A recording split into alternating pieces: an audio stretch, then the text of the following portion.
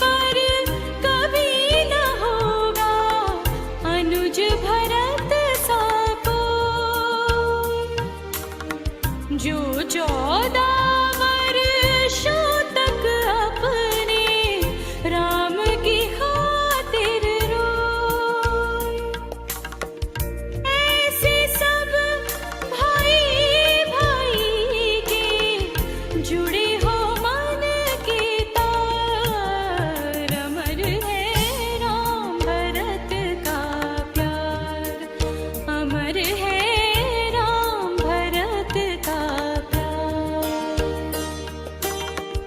राम भरत की गाथा होगी जब तक है संसार, अमर है राम भरत का प्यार, अमर है राम भरत का प्यार, अमर है राम भरत का प्यार।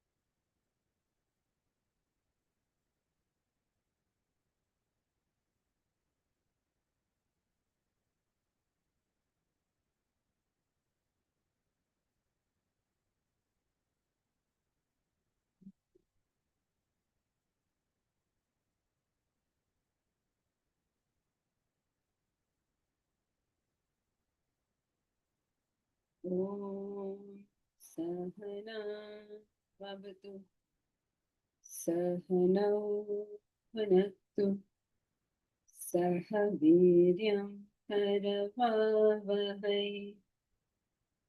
तेजस्विनावधीतमस्तु मा विद्विषावहै। ॐ शान्ति शान्ति शान्तिः।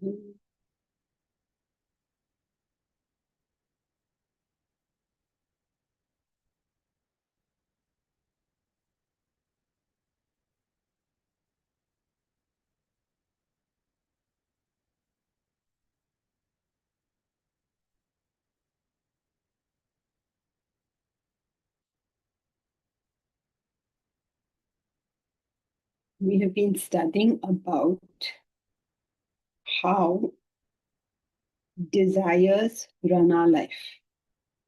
Our life is according to our desires. If our life is according to our desires, then why is it that our life is not according to our desires? Why do we get things in life that we don't want? Such as a poor person may want to be rich, but he's poor. A physically challenged person may wish to not be physically challenged, but he is.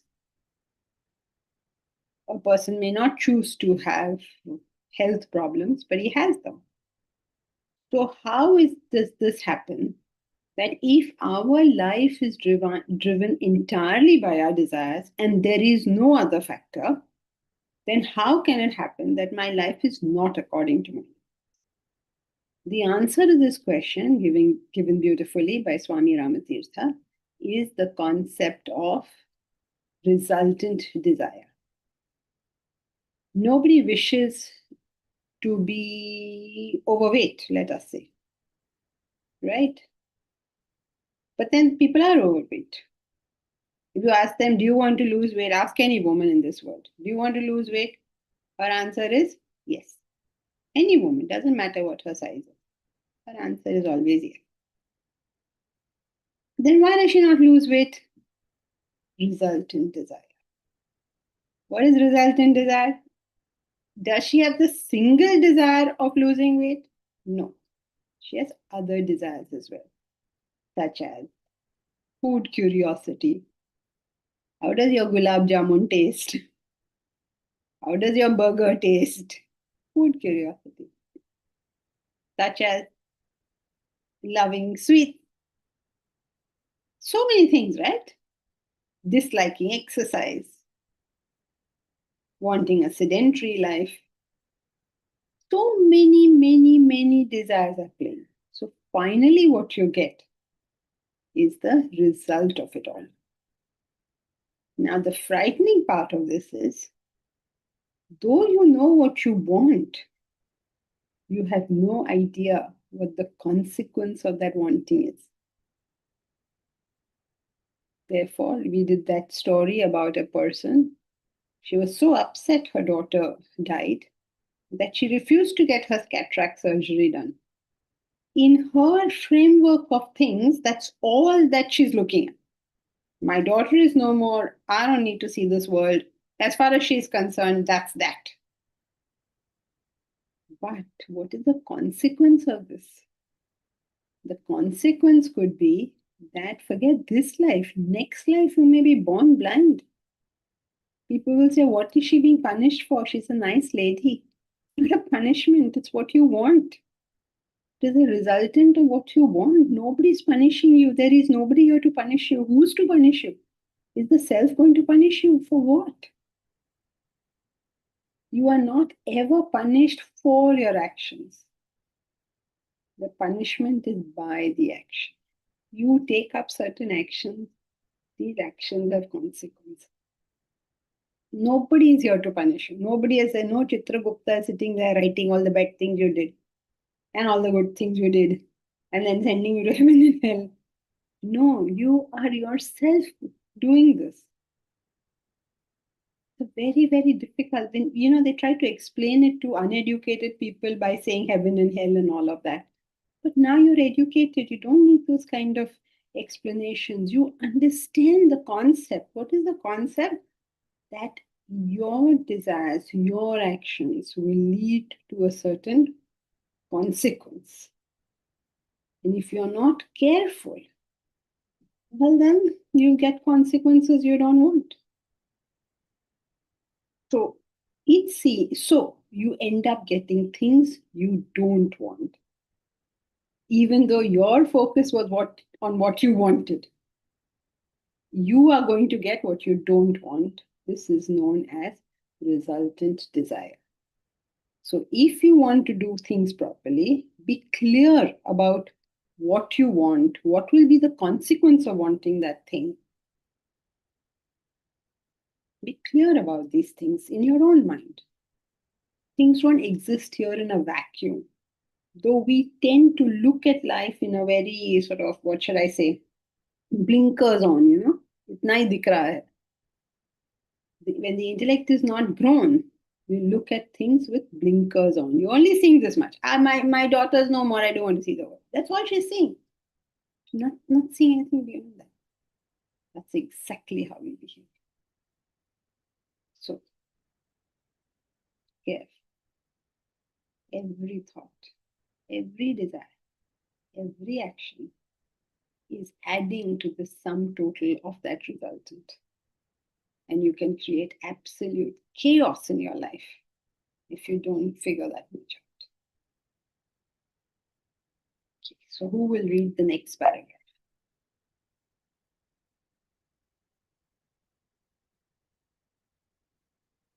I can read it. Please.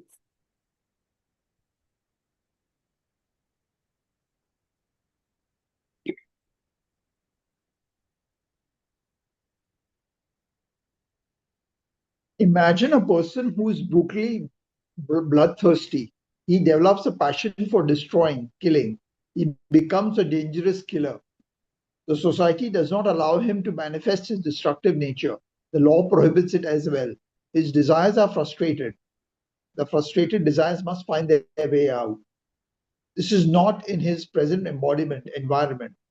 Hence, his resultant desire will forge itself into an appropriate embodiment for fulfillment. Thus, his own desires could possibly cast his next incarnation as a tiger or a lion, wherein the embodiment and the environment become befitting, conducive for fulfilling those desires.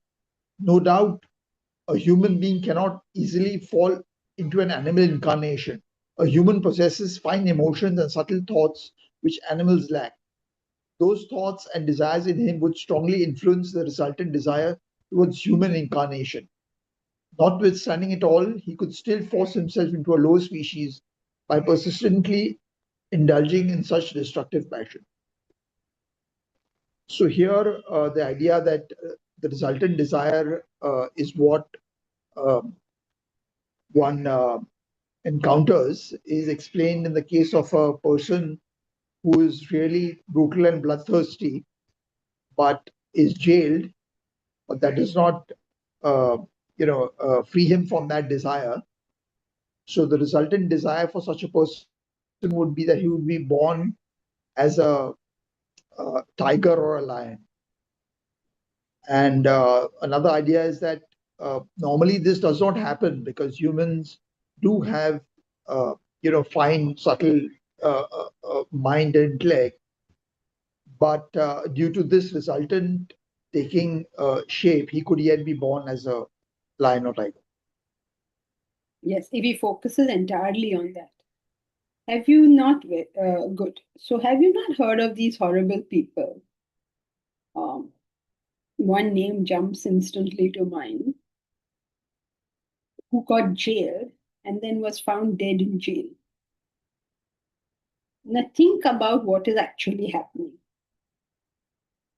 Here's a person who has the most base desires. He has now been put in jail.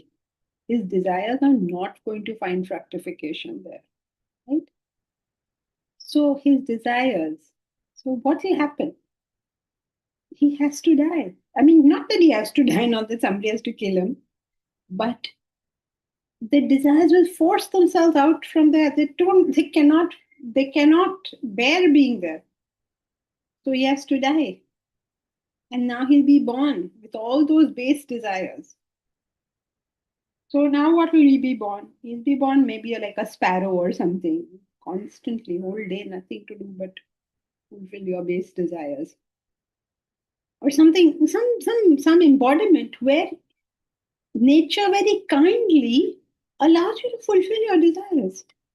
In a human embodiment, you're not going to be allowed to. There will be all sorts of rules and regulations imposed upon you, and you won't be able to fulfill it. So, nature helps you by giving you an embodiment where you are able to fulfill those desires. Nobody is judging anybody's desires. You will get the embodiment that is conducive for the fulfillment of those desires. Now, as a human being, it is very, very difficult to go into a lower embodiment. It means to go into a animal or whatever, bird or insect or cockroach, I don't know, very difficult. But if you were to force your resultant in such a manner, like this gentleman who was jailed and then he died in jail, he also has this other desire, right? To be amongst the most rich people, to be amongst the who's who of the world. All that was also part of his desires to live a luxurious life.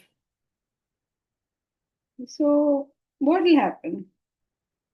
Maybe he'll be born as a stud on some very rich man's farm or something. I don't know what he'll get out of the result of this thing. So, it's very, very difficult to go into a lower form. But if you are so desperate for that desire, then that will happen. So, I hope you also sense from this how kind Vedanta is to, Vedanta, how kind nature is to us. We think, oh, you're punished by sending to a lower form. No, you're not punished. You're just given a body by which you will fulfill your desires. There's no punishment here. There is no concept of punishment in nature. There is only cause and effect. There is no punishment. There is no judgment. Nothing. Nobody is telling you anything. You are a free and independent spirit. And you have to be that. Because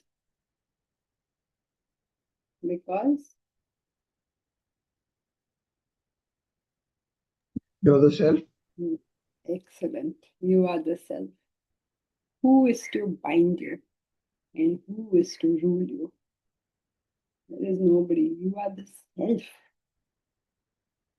You're free and independent. This thing you have created, in this you will play and you will end it when you so desire. Nobody is interfering in your life. You think that because of this and because of that, there is no because of this and because of that. It's all your doing. There is no, oh my God, you'll become a cockroach if you behave like this. If you become a cockroach, it is because that is your desire. Why have you become a human being now? Because that is your desire. So if you are full of negative desire, but what we as humans call negative, very, very desires which human beings are not supposed to have, you're full of those, you will not get a human being environment or a human being body. You will get one where you can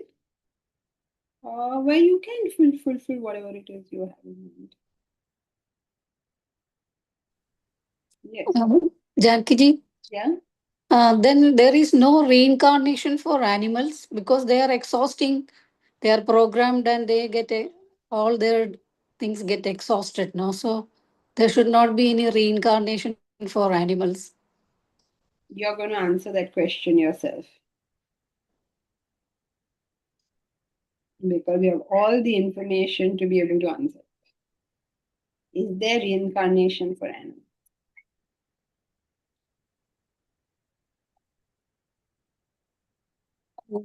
Because Yes, they're yes. Wait, hold it. Let her figure this out. She's more than capable of. Go ahead. maybe because their unfulfilled desires in the previous birth is lying dormant. Very good. So don't say maybe. You already know the concept. What is the concept? Every being, correct. Go ahead. Say it. That prarabdha they may have exhausted, but still Yes. Sanjita, sorry, Yes, correct. yes, Me. vasanas are yet to be exhausted. Very good. See, you don't need me at all, Elsie. You know it all. Just pause, think. You people, all of you have more than sufficient knowledge to answer all the questions. And Elsie, you definitely. How many years you've been hearing? Very good, excellent, very good answer. Couldn't have done better myself. Okay. But we want to make sure, Janki ji, from you. That's all. No, don't make sure from me. Suppose I'm talking nonsense, you make sure from Eh, yourself. Okay. Thank you. Yes, Taranjit.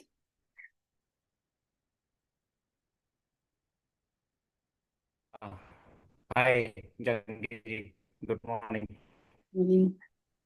Where are you based, Taranjit? Oh, You are Punjab. able to hear me now? Yeah. Not Yeah, very Mohali, Chandigarh. well.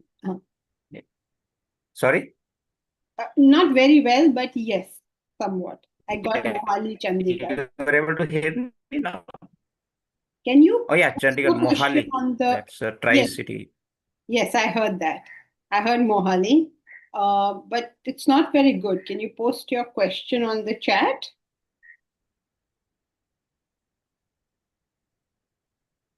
Yeah, it will be a lengthy one. Just better now.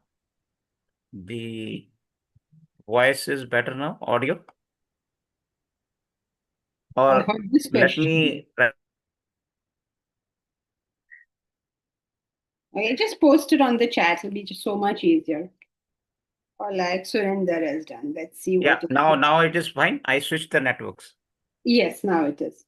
Oh, okay. Thank you. So I have a quick question, trying to understand the point that you mentioned that if I have some resultant desire, then nature is benevolent or nice enough to help me fulfill that in one way or the other, right? Mhm. So let's not first go across birth, right? Reincarnation and all those things. Let's stay in one birth. And suppose I have, as you took the example, I have desire of killing, extend or something like that, right? So nature will help me fulfill that, right? So someone else will have a desire to get killed or something like You're always trying to how put the how other that will person. be how that will work out, right? If I have a desire to kill someone, so how that nature is going to help me fulfill that? Yeah, I mean, nature is good enough at putting all the jigsaw pieces together. Everything works together. So Everyone mean is getting what the they one want. the one that I kill has a resultant desire to get killed, huh? Something like To that. die, yes. Otherwise, there is no way you can kill that person. Okay, thank you. Surrender. Why do we get cancer? No one desires cancer. Please clarify. Same answer, Surinder. You know it. You tell me. I think this is a good idea. Uh, it could be that the person wants to not live. That is the reason he could have got this cancer as a disease. No, why would you assume that? So many people who have got cancer very much want to live. Okay, I no idea. No, you work it out. You work it out. Come on. You can. You have all the information you require already. So many years you've heard. You have all the information you require. Hmm.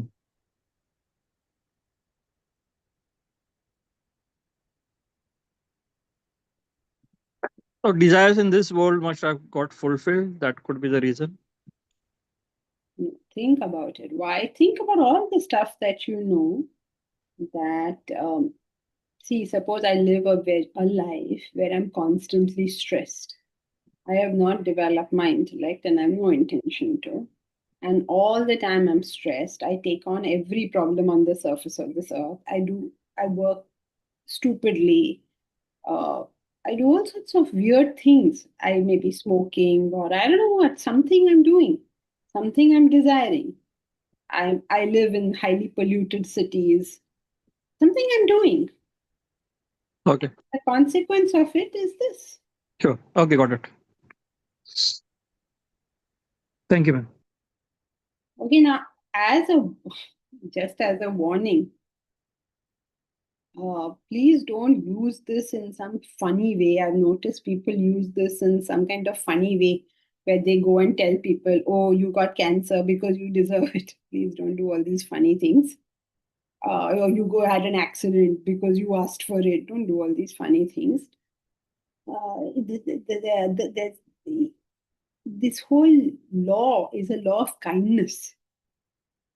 If nature can be so kind to us, why are we being unkind to one another? Right? So a person is, nature is allowing this person to express his or her desires. Now, when the desires are multitude of desires, now suppose you have a robo, you tell the robo, get me a cup of tea. Then it goes to get you a cup of tea. And then you say, put on my bath water. And then he runs to put water in the tub. Then you tell him, now go into that man's house and get me the newspaper. He gets that newspaper. The robo leaves this and then he goes to run to do that. After some time, you're giving so many instructions, this robo will get so confused, he'll collapse, right? And then none of your desires that you wanted from the robo are being fulfilled. But what is the robo trying to do? Is trying to fulfill your desire. So similarly with nature, what is happening? Nature is trying to fulfill your desires, but you're sending it in all sorts of directions. Khichdi you are making out of it. So stop making the khichdi. Your desires will be fulfilled. Just stop making a khichdi out of it. Understand that even the genie there's some time, right? Things take time. Even the genie, you can't tell the genie will go mad and collapse. So things take time, nature takes time, things happen in its due course. So don't create chaos. If you don't create chaos, you won't have chaos. And how do we create chaos? Indiscriminate thought flow. Very good. Too many desires without any kind of governance. That's how we create chaos. Across the board, whatever chaos you have created is because of this. If you are able to just take each desire, discriminately work on it, get to some reasonable point, something, you're good. Give nature a chance. Nature will help you. A person may desire to die, but why would they want a violent death? Tinky, the concept of resultant desire doesn't seem to be clear. So you also please answer this question yourself. You already have enough information to answer this question. So, Janaki ji, this is in reference to what? Don't tell me what the reference is. Answer the question. A person may desire to die, but why would they want a violent death? So this was about that thing, no? One wants to murder and the other one would want to be murdered. You said unless they want to die, they will not. Do not explain. Answer the question. You know the context. You answer the question. A person may desire to die, but why would they want a violent death? Answer. So is this the law of karma? I would have maybe done something which now I'm getting You back. have to go back and listen to all the lectures all over again because nothing is going in. Resultant, okay, because of the resultant. I would have wanted many things and that has culminated in this. Superb. See, you know everybody. My class is very smart. Everybody knows everything. So, sorry, Janki ji, so that means sometimes it's not a conscious thing that I wish for. Sometimes it's just a thought and that thought keeps coming and I don't even push it away or I don't replace it. Even that could be some causing a part of that thing that causes a resultant desire. It's like you're cooking a dish. Whether you put in things consciously or you put in things unconsciously, the taste is going to be affected. Yeah, right. That's a super example, actually. Thank you. Thank Your you. answer was super too. Does nature have any desires of its own? Does nature have desires of its own? Taranjit, I'm going to let you also answer this. This is Yes, the concept of Janki, individual mind. Janki ji, here, so far, going with the discussion. Don't go anywhere. Does nature have any desires of its own? Yes, no, and why? With the discussion so far, it doesn't seem to be. Right, why not? Because nature seems to be just an enabler, nothing more than that. Only living beings have desires. Inanimate objects cannot have desires. No, nature is itself a living, right? Of course not. Nature, we say that Earth is a living organism itself, right? Everything is living. Wait, stop. It's a living organism in a poetical sense, not in an actual physical sense. Earth doesn't have any desires. Earth is inanimate matter. With a poetical sense, a living organism means there's a whole ecosystem functioning here. That's what they're trying to say by saying it's a living thing. But in actual fact, no, certainly not. So, also, we are saying nature, okay, let me put it this way. So, are we reducing nature just to a logic? Means, No, I have this not desire, so it is just doing the matching of the desires, that's it, nothing more than that. No. It's not like that. It sounds very like shadi.com. It's not matching the things. What it is the law. If you put your hand in the fire, your hand will burn. It's not matching anything. This is just a law. So Yeah, what it's is nature? it's just intellectual or logic. That's it. No, there's no intellect or logic here. It's laws. Nature doesn't have intellect or logic. A human being who has an intellect can try to figure out what is the law of causation. That's where he will, or she will use their logic. But nature itself is only laws of causation. That's all it is. That's where we started from, if you Okay. remember. To my mind, no law can be made or something without intellect. To make a law, you need intellect. Not at all. Why? So how can a law be without any intellect? They're not man-made laws. These are nature laws. There's no intellect making laws. Is there a constitution that nature is following? No such thing. It's just natural laws. They come into existence at a particular period because of particular circumstances. Before Big Bang, there are no laws. The laws of physics will start coming into operation T+1, right? No, there might be a law that due to that law, Big Bang happened. Okay, but those laws would then be different. The Yeah, laws yeah, of theirs physics would be we different. understand now come into operation as soon as certain things happen. It's got nothing, there's no, what shall I say? There's no intellect fixing all this. Okay, so for now, it is hard to me that a law without intellect means there has to be some logic or intellect which can define a law.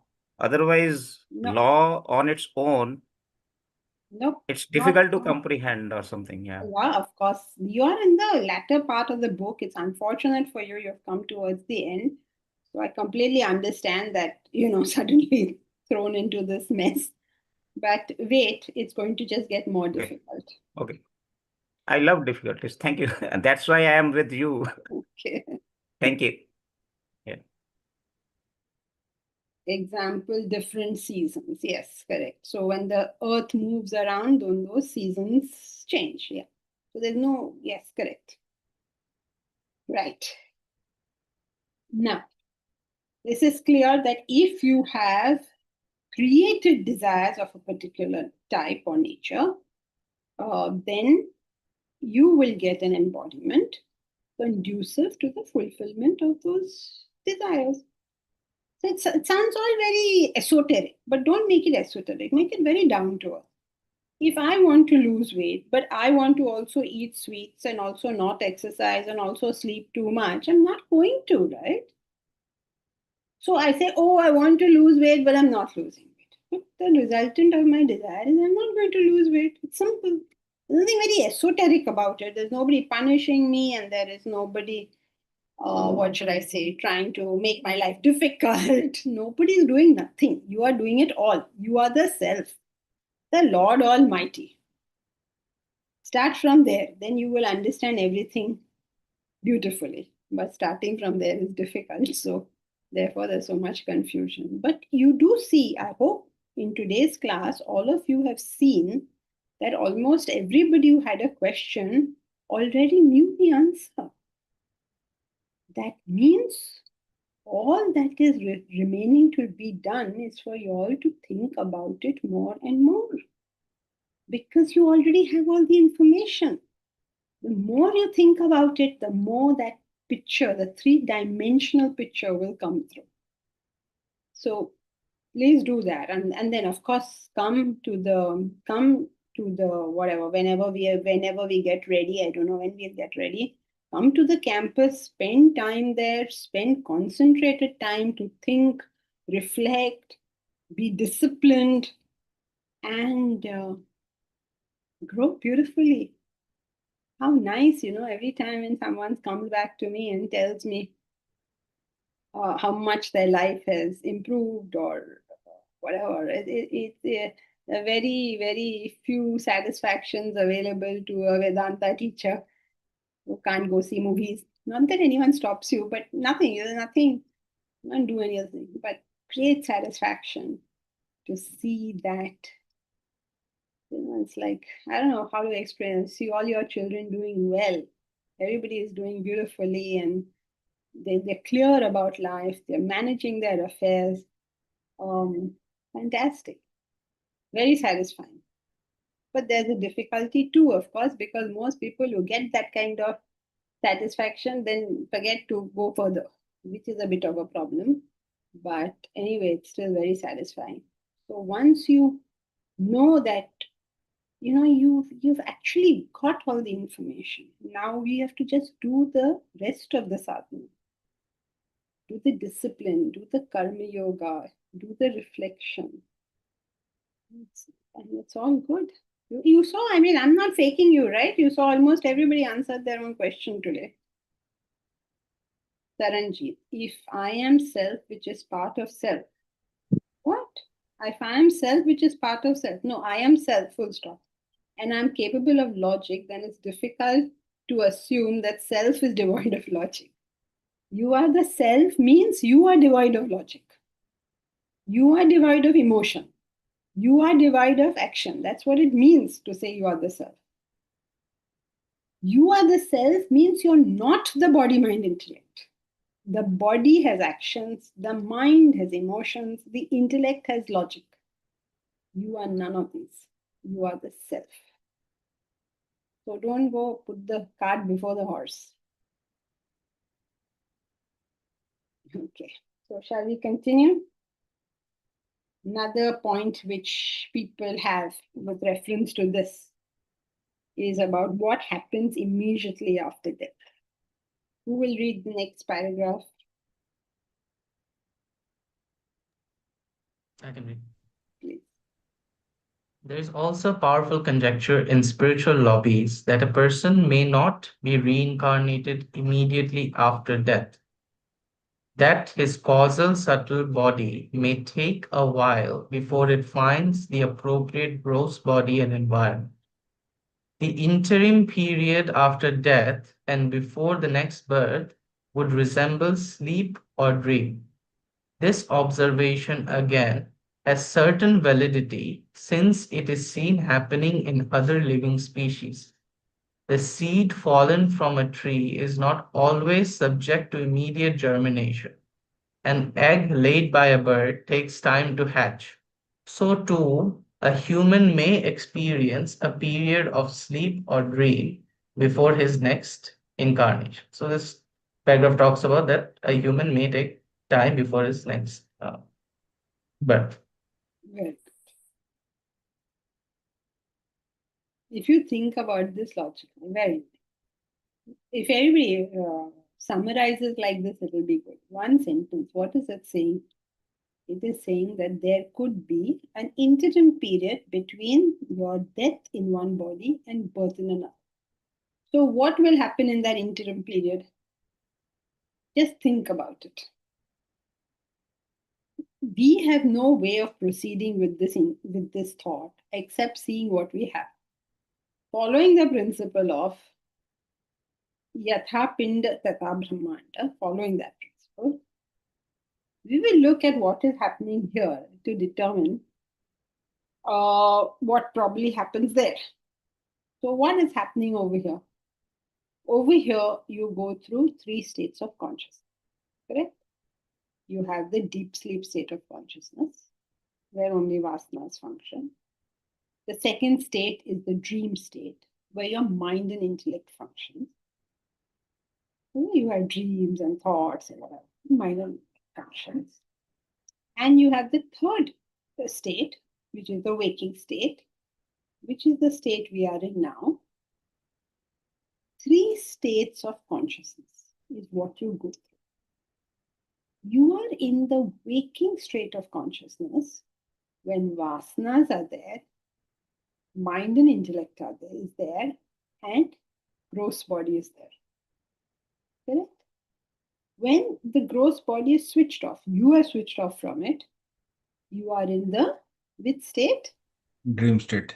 Dream state. And even your mind and intellect is switched off, which state are you in? Deep sleep.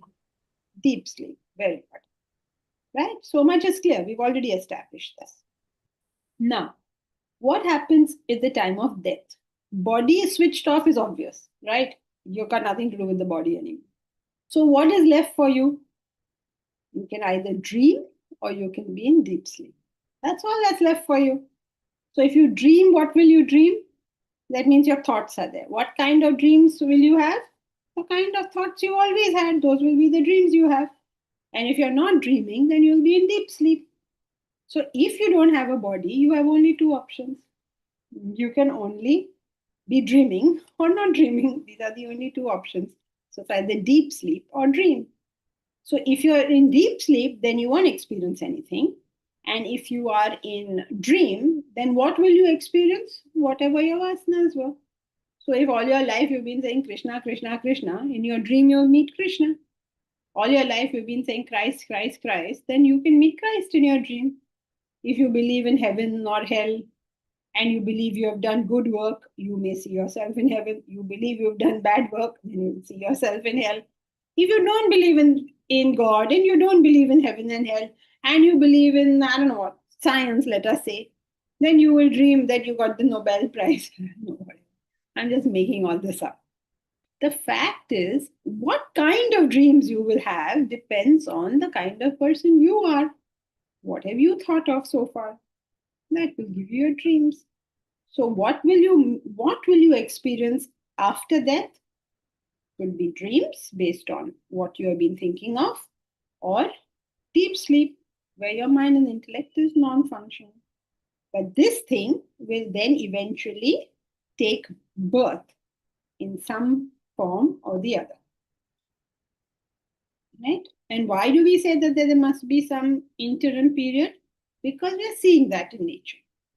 The moment an egg comes, a chick doesn't come out of it. The moment a seed comes, a tree doesn't come out of it, right? It takes its time. So it's possible that it will take its time too. Simple, no? Janki ji, Hmm. this is knowledge to be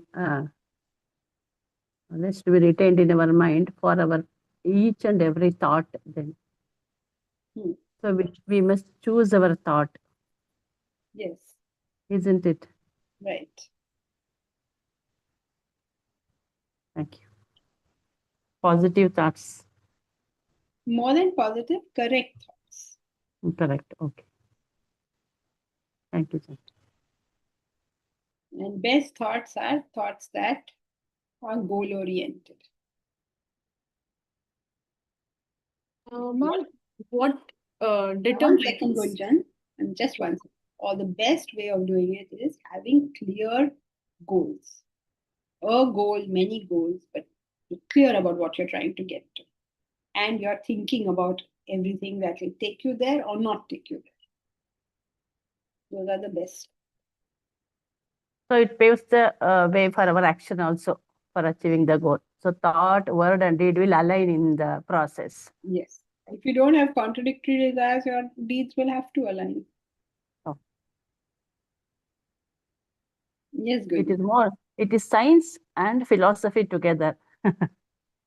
It is the truth, so it will contain everything. Okay. Yes, good. Ma'am, just like a seed, before becoming a tree,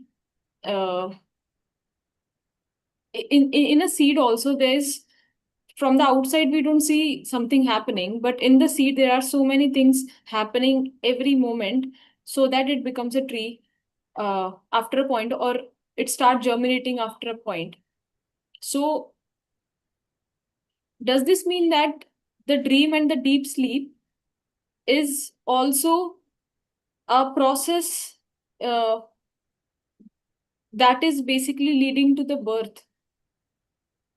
I mean, is dream and deep sleep state is also a part of birth?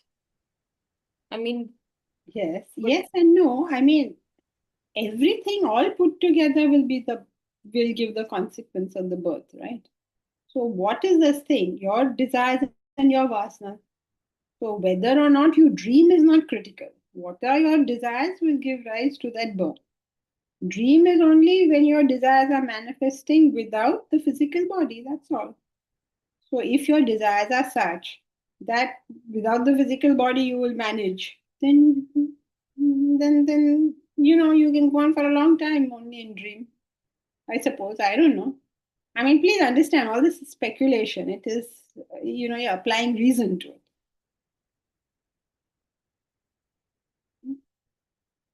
Taranjit, okay. How is consciousness related to self? Consciousness and self is the same thing. If they are the same, then is it okay to talk of states of consciousness? It is okay to talk of states of consciousness only because we want to say that these states of consciousness are not the self. When you say that there are 3 states of consciousness, you're beginning with it's not the self.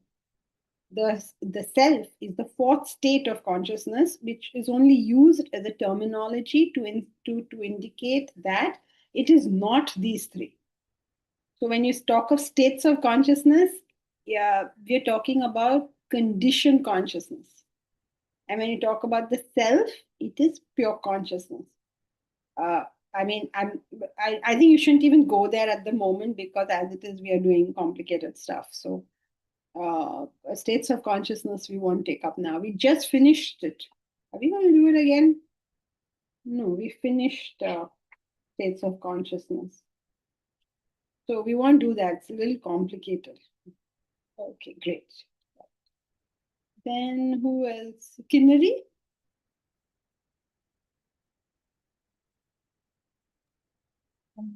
Janki ji, Hari Om. So, like you said, that after death, we are either in the dream or the deep sleep state, and we take time to be reborn. So that time we may. So that everyone doesn't have the same time. Correct. So what does that time depend on? Your desires. Your desire. Yeah, same like while you're on earth, while you're here, right? You sleep for maybe 8 hours. Your husband sleeps for maybe 9 hours. A baby sleeps for maybe 12 hours. So each one has their own thing based on their desires. So more the desires, you will be born faster, as in, is that the... No such. In fact, if you have only one desire, you'll probably be born immediately, because all you have to do is finish that one desire. Okay. There's no correlation. Because even in eggs, like you see, for example, some chicks hatch faster and some take longer. So I was just wondering, how does that And among work? species also, a human child will take 9 months. An elephant child, what is it? 13 months? What is it? Double 18 months. I think it's 20 months for an elephant. 18 or 20 months. Yeah. I'm saying, so long and sitting over there. Get out and get on with life. But the thing is, now each being, each bundle of desire has everything of its own. Okay. Thank you. But Janki ji, suppose I have only one desire, and so I'm born. Suppose I want to be a musician, so I'm born in that thing. But there are lifetimes behind me. So I don't know, though some of that Sanchita, when it's ready for fructification, that will then again bring me back into another life. How will I know when everything is over? Stop. Think about what you just said. You're saying, I have only one desire. Then what has happened to all the other desires? Are they there or are they not there? Maybe they are still in the form of vasanas. They haven't kind of manifested. How can you make the claim that the person has one desire? Because maybe I'm consciously only thinking of that thing, one thing in my mind. Your consciousness is... Wait, stop. Either the being has one desire or the being doesn't have one desire. That's it. Unnecessary complications. Either you make a claim he has one desire, in which case he has one desire. Or he doesn't have one desire, in which case he has many desires. So keep life simple. No, I have one desire that I'm thinking of, but I have so many desires. So Which may be there. I don't know. which may be there, then he has many desires. So then obviously he will then again take.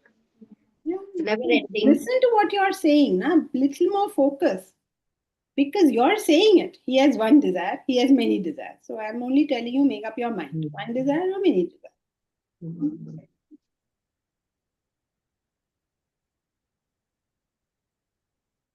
What is this?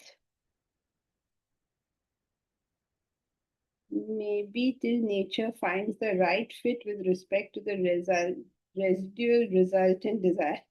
You keep thinking of nature like a shadi.com, Baba. It's not shadi.com. It's not trying to fit anything. It's just the natural gestation period of things. Garuda Purana explains the journey after death, where the Vedanta accepts this explanation. Usually, Puranas are written as an explanation of Vedanta, but they are explaining it as what should I say? They're explaining the laws for uneducated people. In our country, we had the concept of the right education for the right individual. I mean, there is the different types of education for different types of people. So, for those who are highly educated, intelligent, brilliant, Brahminical in nature, was Vedanta, right? But the maid who comes to your house, she is not educated. She doesn't wish to be educated. If she wishes to be educated, she will be included in the Brahmins. Okay, and then she will be taught Vedanta. But if she doesn't wish to be educated, can't be bothered. Don't you have maids who come to your house like that? They can't be bothered to educate themselves. Now, do you want to keep them in such ignorance that their life is messed up? No.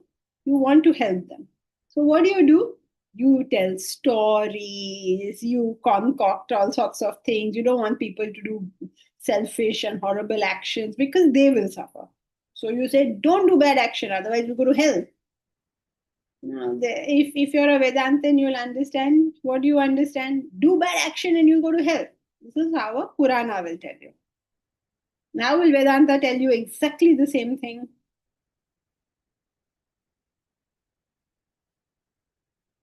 Through the law of resulting desire. Exactly. The agitations will increase. Very good. Selfishness creates agitation. Now go try explaining it to your maid. Selfishness creates agitation. They can't understand it. It's too abstract. It's too theoretical. But what can they understand? कि भगवान देख रहा है, कुछ करोगे तो नरक में भेजेगा. This they can understand. They can grasp it.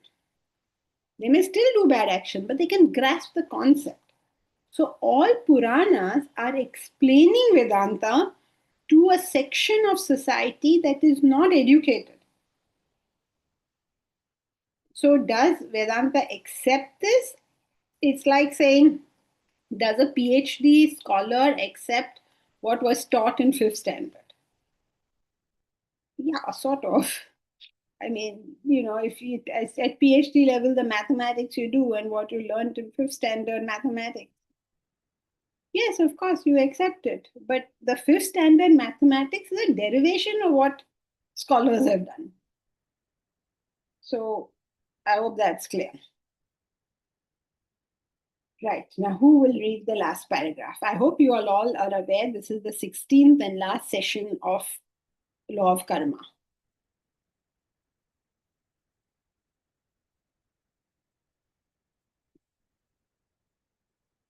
Nobody wants to read the last paragraph? I will read. I will read. Please go ahead. People the world over are unaware of the relentless law of karma. They entertain all sorts of desires indiscriminately, plunge into action in pursuit of their passions, thoughtless of dire consequences, and end up with calamities in their life, unaware of their responsibility for the misfortune. They bewail the stars and planets, blame everything, everybody in the world except themselves, In the desperation, some go to astrologers, palmists, and spiritualists for help. Others pray for the gods to mend their fortune, not realizing they have brought the misery upon themselves and they have to redeem themselves. So here he's saying, in short, everything works upon cause and effect. You are responsible for your sufferings, and you have to redeem yourself. Very good. The Gita says, Uddhare dat atmanat atman. Raise yourself by yourself. For you alone are your friend, and you alone are your enemy. The Lord Himself is saying that. Still, we say, no, Lord, help me. Arey, Baba, He just told you, you have to do this yourself. No, Lord, you do it for me. Why should I do it for you? Do it for yourself. The Lord must be like, पागल है ये लोग. मैं क्यों तुम्हारा काम करूंगा, खुद करो ना. So, Janki ji, many people, means bhaktas go to Swamiji and they say, bless me. So Swamiji say, if I have power to bless, I will bless myself. Why I will bless you? yes. That is what he always says. So we are all the time trying to fix an internal problem by external means. Ain't happening. Get it? Just ain't happening. So first, you don't have an intellect. So you wish all sorts of silly things. So you wish, and then when you wish, what do? You do all sorts of silly things. Then what happens? Then you meet consequences. Then do you turn around and say, I'm an idiot. I wished for the wrong things. I did the wrong actions. And now I'm meeting these consequences? No, because you don't have an intellect in the first place. So you don't say that. What do you say?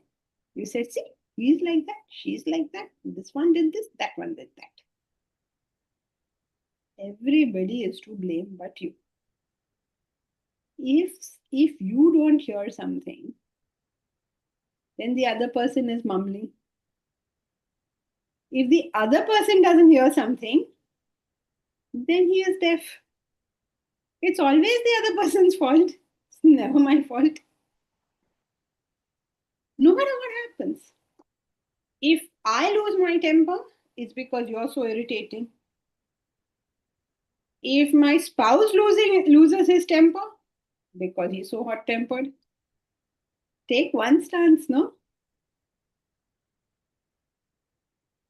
If I bump into your car, you are parked in the wrong place. If you bump into my car, then you are a reckless driver. No matter what happens, the fault is yours. So we love to blame people. What all do we blame? We blame people. We blame government. We blame God. We blame all sorts of things. Bad luck. We love to blame. Then what will you do? Now if you're blaming all these people, you will want to control it. No, how can you control everybody and everything? Bright idea you get. I will go to a palmist. I will go to an astrologer. I will go to feng shui. This will control all these horrible people and all these horrible things. Some people go to this calling spirits and the spirits will control, the planets will control. Everybody has to come and control other people because the fault was never mine.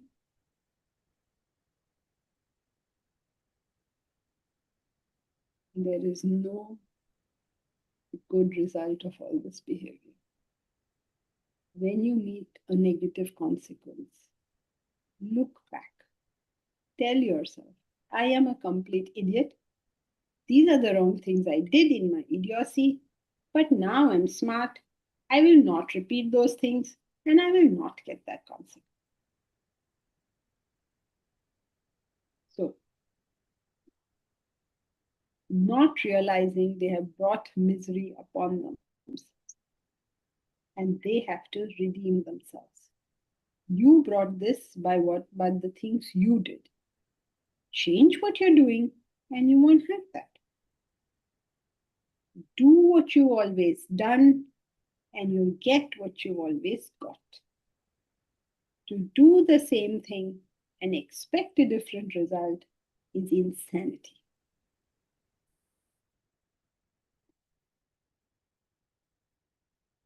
Taranjit, why everyone has resultant desire to blame others? Does it indicate something underlying?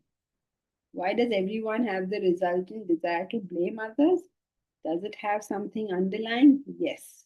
It has the absence of introversion. A human being, his senses make him extroverted. He can see, he can hear. This is natural. He can feel, he can touch, he can smell, he can taste. And he attributes everything to what he can see or hear or smell or taste or taste. And he forgets that there is a mind and intellect to him. Doesn't have the introversion to see. And when you can't see that, you will attribute everything to what the senses see. That's what's underlining. So now this brings us to the end of our study of the law of karma, and therefore brings us to a choice.